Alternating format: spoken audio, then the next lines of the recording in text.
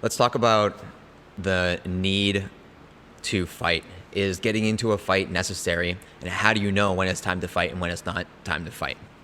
So, a simple test that I like to apply to any type of situation that seems threatening and to evaluate whether I was in that fight in the past and I want to kind of reflect on it or if it's a potential fight in the future is I ask myself, what if that person who I fought were twice the size that they were, right?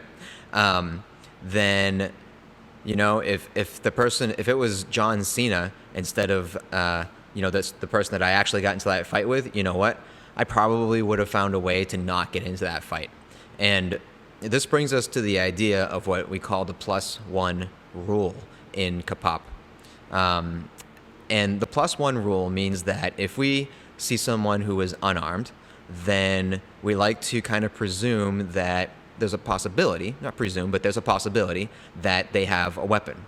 If we were to see somebody with one weapon, then we would apply the +1 rule and say, okay, we're going to, try to deal with the situation. And we say to ourselves, it's possible that they have two weapons, right?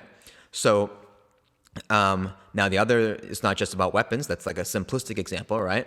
But another situation would be that maybe you're out on the town in the bar or whatever, and you kind of have like one of these territorial challenges or in the schoolyard.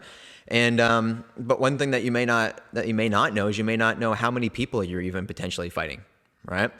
There may be other people in this environment that your potential opponent knows or is friendly with, right? Or other people might show up and they might think you're the bad guy.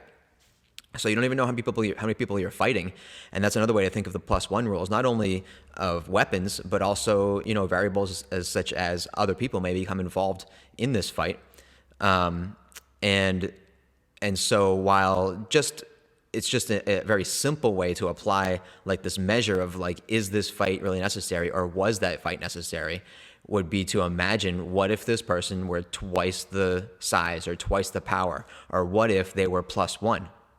What if this person I'm looking at, who I think that I can easily, win a challenge fight against, like a territorial challenge, what if they have a weapon? What if they have two weapons, right?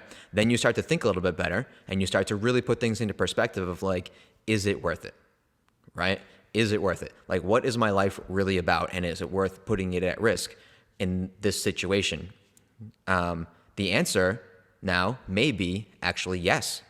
Maybe you are tired of being pushed out of your territory and you're losing more and more territory. And for the most part, we will say, just give the bad guys your wallet, but we've seen, examples where maybe if a person actually threatens your livelihood in some way, then yeah, you can't keep getting pushed back into a corner and give everything up. And if you apply the +1 rule or a +2 rule, and you still decide that, you know what, this is a fight that I need to commit to, then that's okay. That's your assessment. So the point is not to tell people never fight, but if you're going to fight, you need to make a really smart assessment. And that's why, in Krav Maga, we recommend that you use the thinking of a +1 rule. And then that way you make a better decision and you keep things in a better perspective.